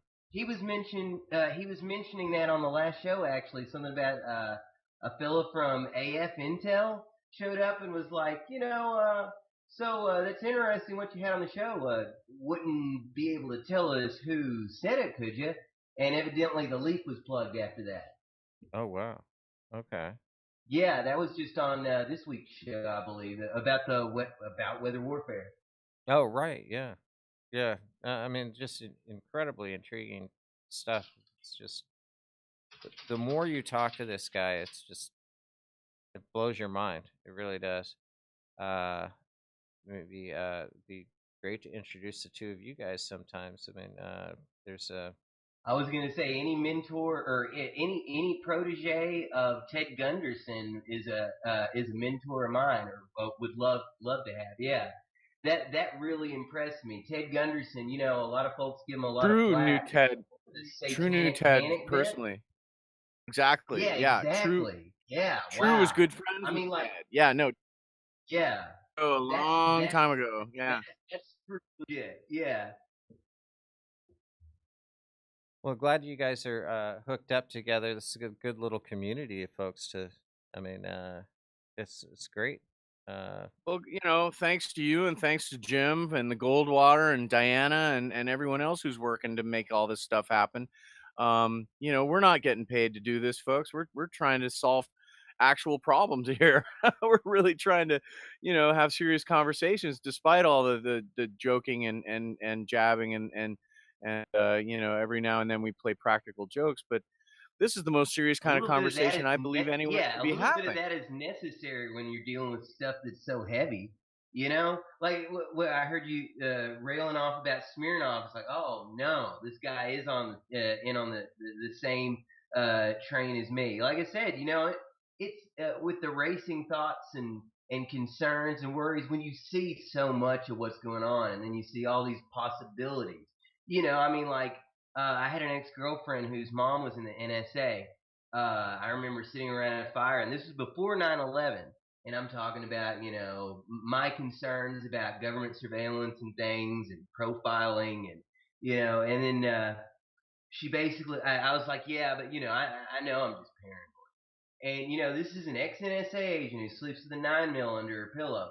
And she looks at me with the straightest face I've ever seen in my life. No, Philip, you're not paranoid. You're just realistic. And like I said, that was before 9/11. So, yeah, I've got no doubt I've been on some lists since forever. But, no sense in heading back to the other end of the pool when I've made it past halfway. Yeah, at that point, maybe call for a lifeguard or I don't know, swim to the side. But yeah, there is kind of a point of no return where you realize, well, yeah. But I think this there is at least in your mind, there is a little idea that there is some sort of safety in numbers, and not that like everybody's going to agree or you have to be part of a group of people that are totally like-minded or agree on everything. But if you can agree on, especially with this Pizzagate stuff, when that first came out and it started, I mean, really started to get just scary. And you're looking at it and you're coming across this stuff, you're thinking, oh my God, there's if any of this is true, then I probably shouldn't be passing it along to other people. Conspiracy of Silence. It was a documentary that was going to show on Discovery, but because there's a bunch of incredibly powerful pedophiles who control a bunch of stuff, John it DeCamp. didn't get John shown. DeCamp. So Conspiracy of Silence is a book by David McGowan, the guy that wrote the Laurel Canyon story. Dave McGowan's book, Programmed to Kill: The Politics of Serial Murder, covers a lot about the Well, the pedos in charge. Yeah. Hey Phil. Hey Phil. So the video version of this, the Conspiracy of Silence documentary, was made by a guy named John DeCamp, who just passed away a couple months ago, but he also was very good friends with True. And again, this gets into the Franklin scandal, Boys Town, the whole 9 yards of like, Pizzagate 1.0, right? Right. Yeah. So check it out on YouTube. It's called the Conspiracy of Silence, and it was basically produced for some cable channel, and just weeks before it was set to air. But they yanked it. Yeah, and they yanked it, and so the slightly unfinished edit is what you'll find on YouTube, but it is extensive and thorough, and it gets into the actual testimony of these horrific accounts, deplorable behavior by these Franklin cover-up people, circulating around this and RNC. Aquino's connection. Larry King. Yeah. They're all up in there, man. They're all up in there. The mix something. I can't remember that. All these satanic child abuse daycares, basically. One of the reasons why I don't trust Dave the McMillan Daycare Center in San Diego. There you go. Yeah. Dave Petrell at We Hunted. Yeah, with its underground tunnels. Yeah, and we refer to this as SRA. Anti-satanic ritual abuse stuff back in the day. And, he also came out and, Salo may be written by a guy who raped a bunch of kids, but I think it's not a depraved piece of crap with a bunch of abused kids being abused on film. I think it's a beautiful piece of art. No, Mr. Petrell. Also, you call that a feminist? You know what I'm saying? Like, I thought feminists were supposed to be for, like, women and children's rights and protecting. No. Yeah. I think there's something up with that Petrell cat.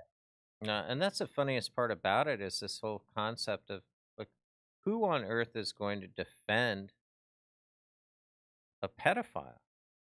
I mean, why on earth would you defend somebody who's victimizing children? Aren't you supposed to be the liberal one who cares about children, who's going to the social rights and so? But it's totally ignored. I mean, this is almost it's the weirdest paradox. It's been going on since Greece. It's been going on since Egypt and Greece.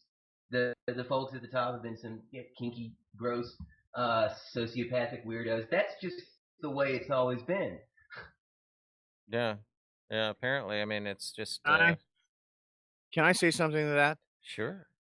Okay, because to the extent to which this is becoming normalized, I just witnessed it here in lefty Frisco, in Oakland. All right, these two black guys just opened up an LGBTQ center, and in the interview that they're given on the local Fox channel, the camera comes in close to one of the guys' haircuts, and you see 3 of these spirally triangle pedo symbols are clear as day, blatant as all get out, and obviously poised and posed and staged so the camera would come in and get it all clear for all the other pedophiles who were watching this article to see. It was disgusting. We're gonna do a quick segue here, considering we're talking about pedophilia and the confusing nature of the liberal mentality. We just needed to get this in. This is something that one of our writers came across, and I picked it up off of one of our boards and wrote a little script, and we did it here in the studio. So we're going to cue this up to show you how confusing it gets. I know this is kind of a ham-handed segue, but how confusing it gets with their acronyms. Here we go. Now say it backwards. I know it's what? Let's see. There's the lesbian, gay, bisexual, transgender, transsexual, intersexual, queer, and I don't know the rest. But I didn't cheat. I swear. I bet one of them's pansexual. All right, here we go. We're plugging this in.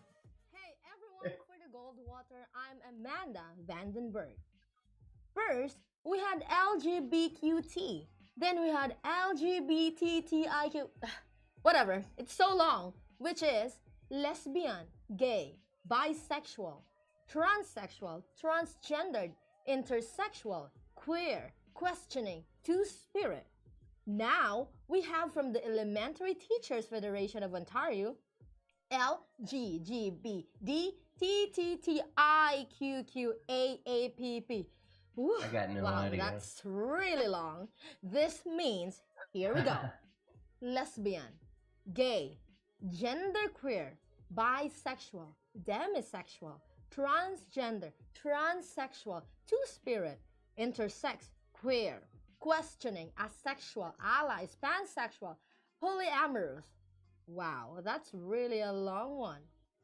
Interestingly enough, the organization, also known as the ETFO, makes no obvious citation on their website what ETFO stands for. Further cite, I used to be a member of ETFO's mission is the TGM-FDJ, education, the Transgender stimulation, and Jewish transformation Muslims for of Diversity. provincial and local I was just an organizations ally, though. to be responsive to the diverse needs of the membership and to be a positive influence for change at a societal level. Should I repeat that? Probably not. It's all about as clear as their acronym.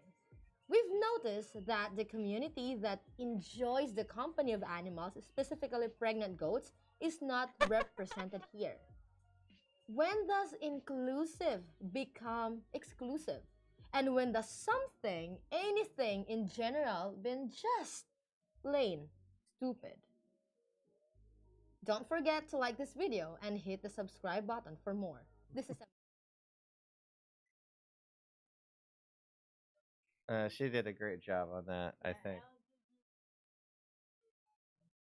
That was great.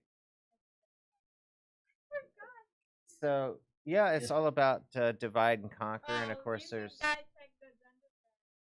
What I thought was really interesting about that is the extra A in there, and of course they had to slip it in with another 7 or 8 additions to letters, but the A stands, one of the A's stands for allies.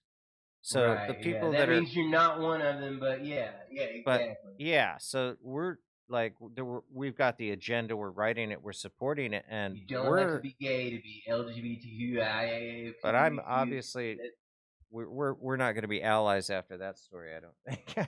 Just, but I mean, isn't that just? I mean, that's just complete insanity. How far it can go to have people.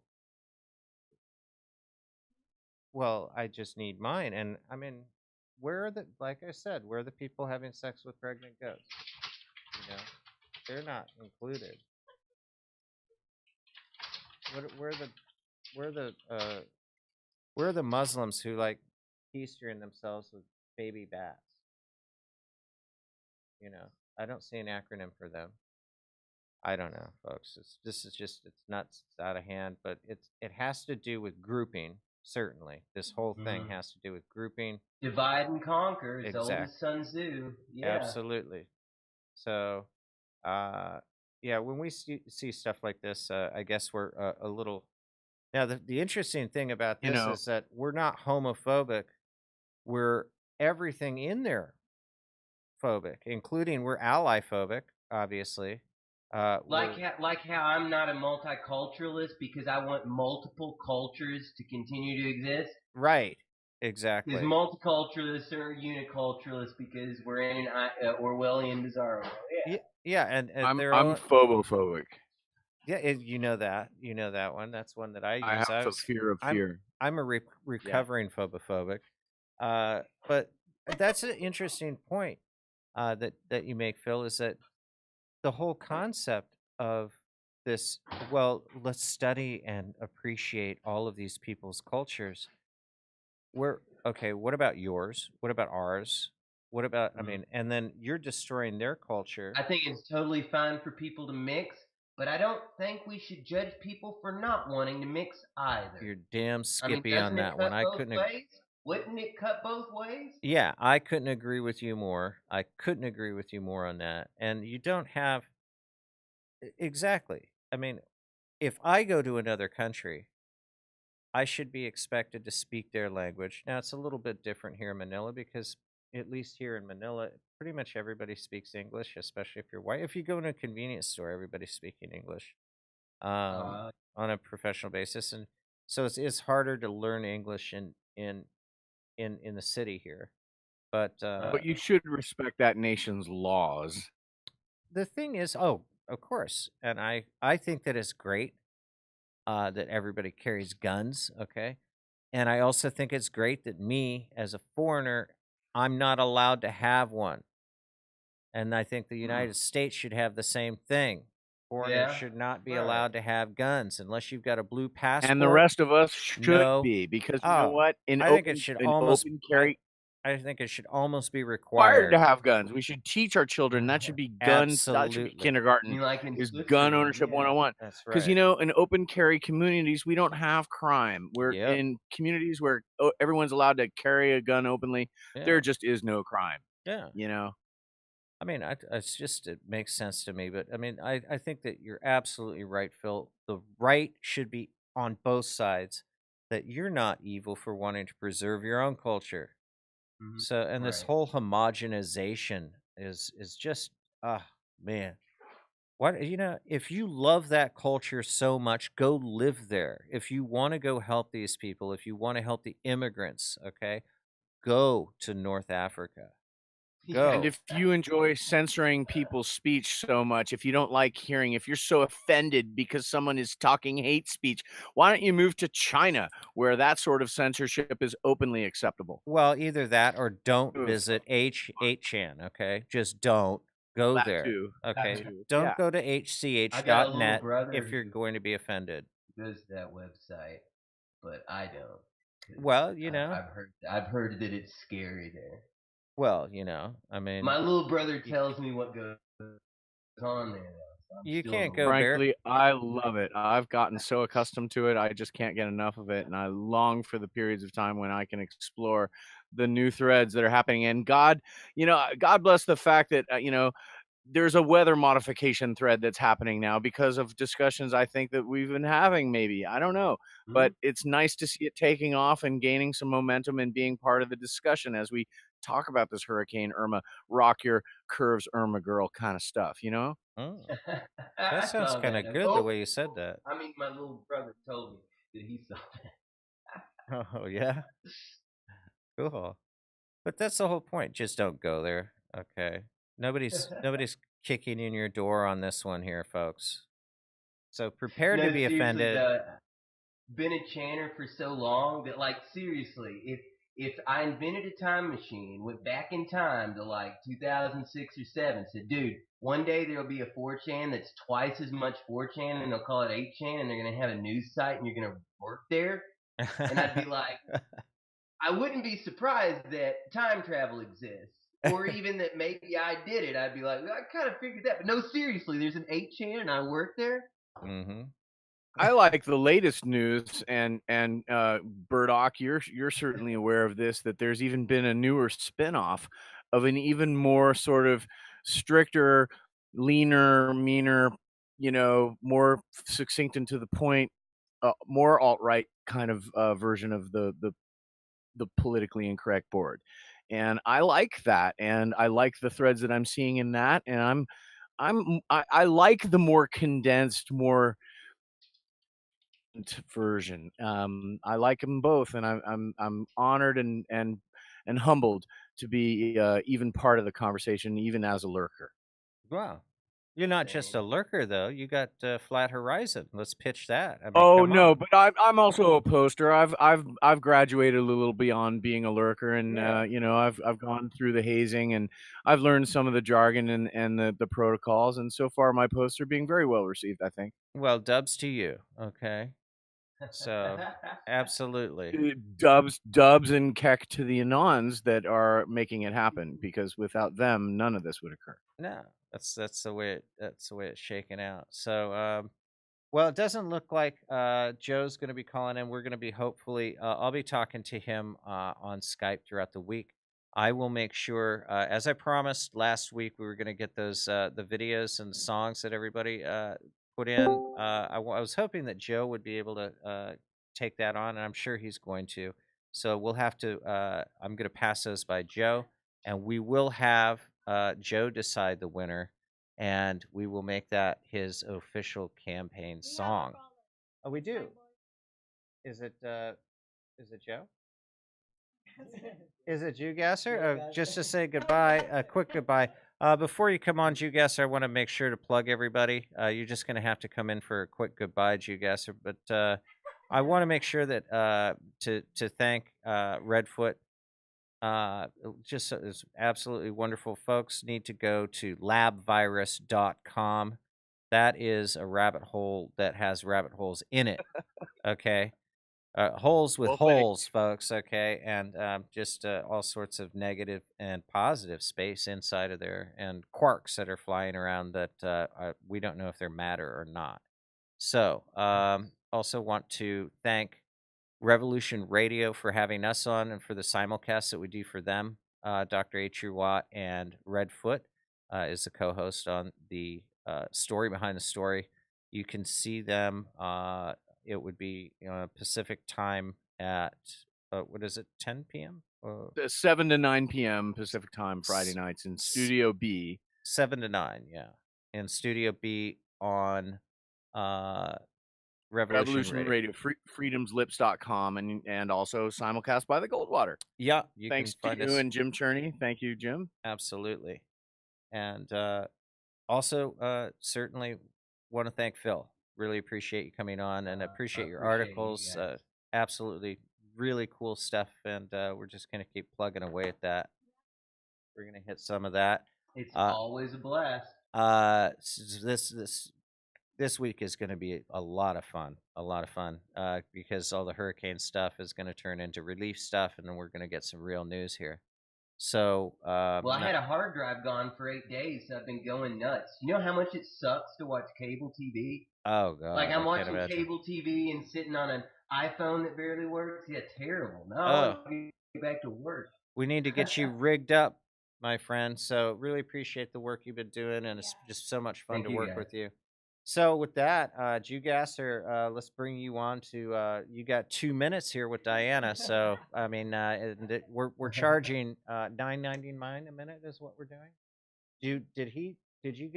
Did his card go through? So, yeah, it looks like your card went through. Go ahead. You got 2 minutes. That's $29.99 a minute, right?